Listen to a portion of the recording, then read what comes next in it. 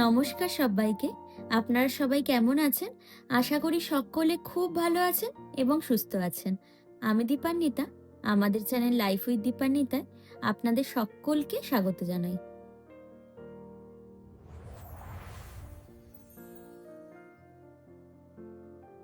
সকাল সকাল ফ্রেশ হই, মনটা বেশ ফুরফুরে লাগছে। প্রতিদিনের মতো দিনটা শুরু করলাম তুলসী তলায় জল দিয়ে। আমাদের বাঙালি বাড়িতে সকালবেলা তুলসী গাছে জল দেওয়া আর ঠাকুরকে প্রণাম করা, এই ছোট্ট কাজটুকুই যেন সারাদিনের জন্য একটা পজিটিভ এনার্জি দিয়ে দেয়। এরপর একটু নিজের যত্ন নেওয়া, রোজকারের মতোই স্কিন কেয়ারটা সেরে নিচ্ছি। একটু ময়শ্চারাইজার আর একটু সিরাম, ব্যাস, ত্বকটা একদম সতেজ। জানো তো, আজ পাশের ফ্ল্যাটে দাদা তার উডবি ওয়াইফকে আইবুড়ো ভাত দেব। তার জন্য এখন থেকেই তোড়জোড় শুরু হবে। আজ বানাবো মাটন বিরিয়ানি। বাপিকে আগের দিনই বলে রেখেছিলাম খাসির মাংসটা যেন বড় বড় পিস করে নিয়ে আসে।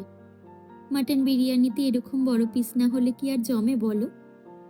শুরুতেই কিছু শুকনো মশলা কড়াইতে হালকা রোস্ট করে নিচ্ছি। ভাজা মশলার এই গন্ধটাই তো বিরিয়ানির আসল ম্যাজিক।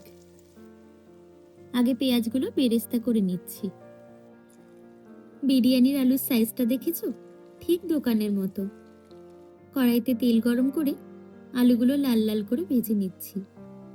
আলু যত ভালো ভাজা হবে, খেতে ততটাই স্বাদ হবে।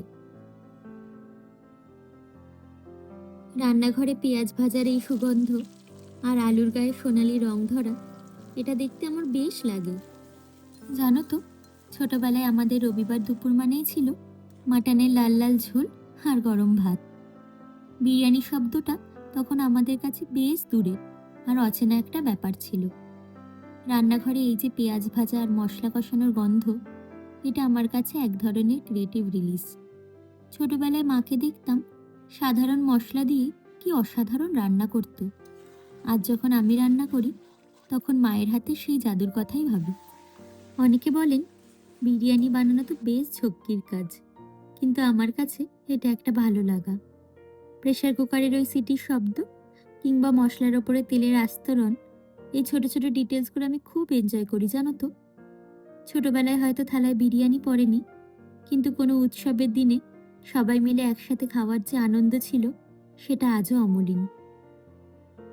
মাংসটা কষানো হয়ে গেছে, এবার প্রেসার কুকারে দেওয়ার পালা। ওদিকে হাঁড়িতে বাসমতি চালটা সেদ্ধ হতে বসিয়ে দিয়েছি। চালটা একটু শক্ত থাকতে থাকতেই নামাবো।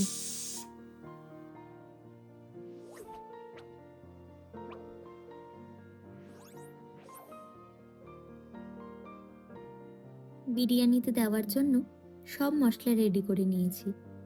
এখন জাস্ট লেয়ারিং এর পালা।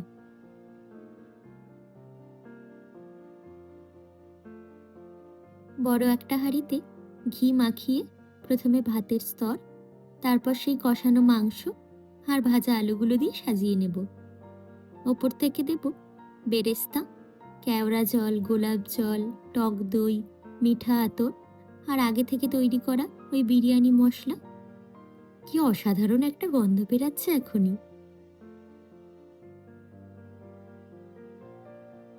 আজ বিরিয়ানি কিন্তু আমি একাই বানাইনি, আমায় মামনি অনেক হেল্প করেছে। সবশেষে যখন ধাপে ধাপে চাল আর মাংস সাজিয়ে দমে বসাবো, তখন মনে হয় যেন একটা নতুন প্রজেক্টে ফিনিশিং টাচ দিচ্ছি। এই যে 1 ঘন্টার অপেক্ষা, এটাই হলো আসল ধৈর্যের পরীক্ষা। ছোটবেলায় যেমন নতুন কিছুর জন্য কৌতূহল থাকতো, আজও এই ঢাকনাটা খোলার আগে ঠিক ততটাই এক্সাইটমেন্ট কাজ করছে। গরম গরম বিরিয়ানি একদম রেডি। অতিথিদের আশীর্বাদের জন্য চন্দন বেটে রাখছি। পাশের বাড়ির দাদা আর তার হবু বউ আসবে বলে কথা, সবটুকু নিখুঁত হওয়া চাইতো নাকি? অবশেষে অপেক্ষার অবসান। দাদা আর বৌদি দুজনেই আসলো। দুজনেই কিন্তু খুব সুন্দর করে সেজেছে। আমরা সবাই মিলে ফুল ছিটিয়ে ওদের ওয়েলকাম জানালাম। মামনি আশীর্বাদ করছে ওদের আগামী পথ যেন খুব ভালো হয় ও নতুন জীবন যেন ভালোবাসায় ভরে যায়।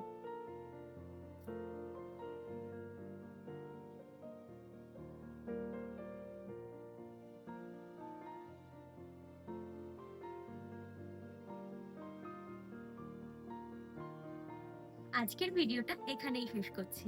সকলে খুব ভালো থাকবেন এবং সুস্থ থাকবেন, আর নিজেদের যত্ন নিতে কিন্তু একদম ভুলবেন না। আর আজকে আমাদের ভিডিওটা যদি আপনাদের ভালো লেগে থাকে, তাহলে ভিডিওটিতে একটি লাইক করে দেবেন, আর নিয়মিত আমাদের ভিডিও পেতে চ্যানেলটিকে অবশ্যই সাবস্ক্রাইব করে দেবেন।